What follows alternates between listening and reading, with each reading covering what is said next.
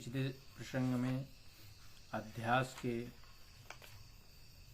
बारे में पूरी व्याख्या की गई कि संसार में जो झूठा अहमपन है, किसी को अध्यास कहा गया। अहमपन मतलब चीज़ों को सही, संसार को सही मानना, जो वास्तव में है नहीं। अज्ञानता को सही मानकर उसका अभ्यास करना ही अध्यास कहलाता है। ठीक, अब आज चालू होगा आत्मा और अनात्मा का विवेक। आत्मा मतलब सत्य, अनात्मा मतलब झूठा।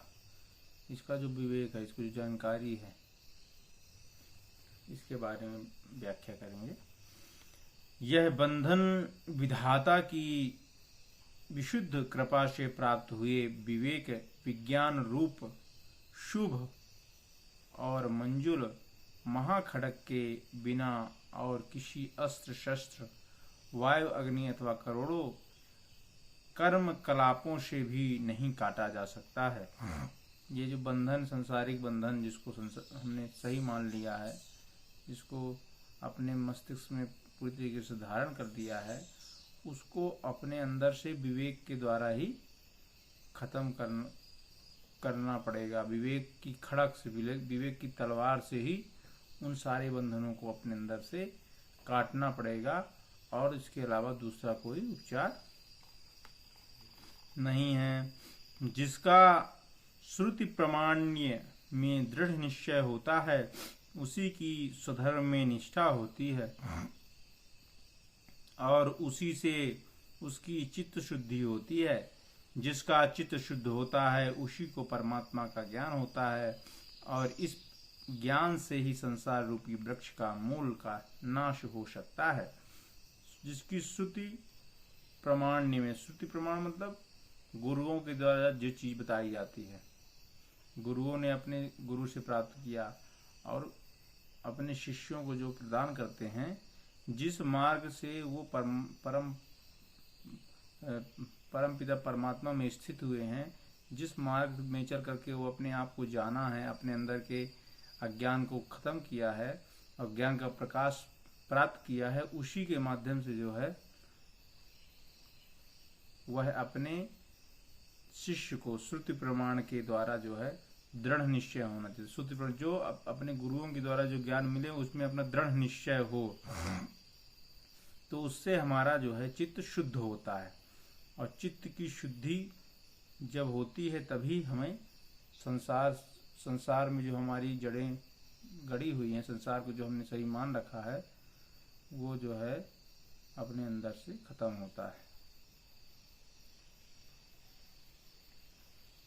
अन्नमय आदि 5 कोशों से आवृत हुआ आत्मा अपनी ही शक्ति से उत्पन्न हुए विशाल पटल से ढके हुए वापी के जल की भांति नहीं भासता है। ये संसार अन्नमय आदि, अन्नमय, प्राणमय, मनोमय, विज्ञानमय और आनंदमय 5 कोशों से जो शरीर बना हुआ होता है, और इन्हीं को हम सही मान लेते हैं, तो आत्मा जो है उससे ढक जाती है।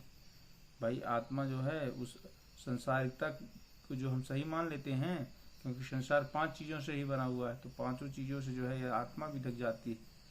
और उस आत्मा को की शक्ति को हम भाषित नहीं कर पाते हैं, जान नहीं पाते हैं। लेकिन अगर विवेक दृष्टि अपने अंदर होती है, तो हम उन सभी आवरणों को अपने अंदर से हटा देते हैं। जो 5 तरह के आवरण होते हैं, उनको अपने अंदर से हटा करके और उस ज्ञान तत्व रूपी को हम धारण कर लेते हैं, प्राप्त कर लेते हैं। जिस प्रकार उस विशाल के पूर्णतया दूर हो जाने पर मनुष्य के तृष्णा रूपी ताप को दूर करने वाला तथा उन्हें तत्काल ही परम सुख प्रदान करने वाला जल स्पष्ट प्रतीत होता है, उसी प्रकार 5 कोशों का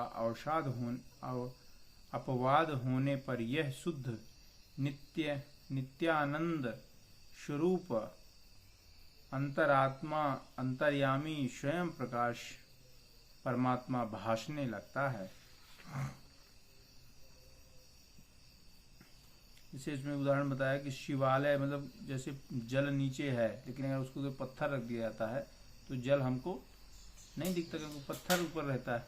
तो इसी प्रकार से ये जितने भी कोश हैं, अन्नमय, मनोमय, प्राणमय, ये सब उसके ऊपर जो है, जल के ऊपर क्या है, पत्थर का काम करते हैं। आत्मा के अंदर ऊपर जो है हम सारे इसी आनंदों में, अन्नमय कोश, मनोमय कोश, आनंदमय कोश, विज्ञानमय कोश, इन्हीं में सारा हम जीवन भर लगे रह जाते हैं। तो जो अपने अंदर सही परमात्मा रूपी जल है उसको हम नहीं प्राप्त करते। लेकिन जब हम विवेक से जो है इस पत्थर को हटाते हैं, इन आवरणों को हटाते हैं, तो वह परमात्मा रूपी जल जो है हमको भाषित होने लगता है, दिखने लगता है। अपने अंदर ही वह परमात्मा, अंतर्यामी परमात्मा, प्रकाश में परमात्मा भाषित होने लगता है।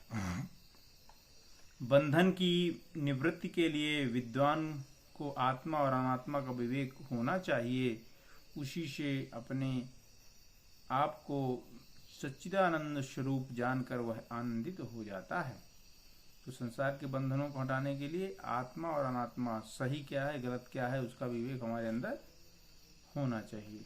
जो पुरुष अपने असंग और अक्रिय प्रत्याग आत्मा को मुझ में से सीख के समान दृश्य वर्ग से पृथक करके तथा उसका उसी में लय करके आत्मभाव में स्थित होता है, वही मुक्त हो पाता है।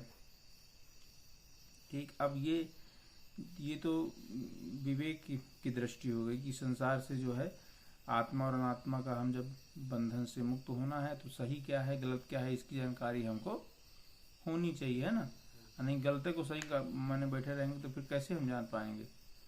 तो अब ये 5 तरह के कोश होते हैं, अन्नमय, मनोमय, प्राणमय, विज्ञानमय, आनंदमय।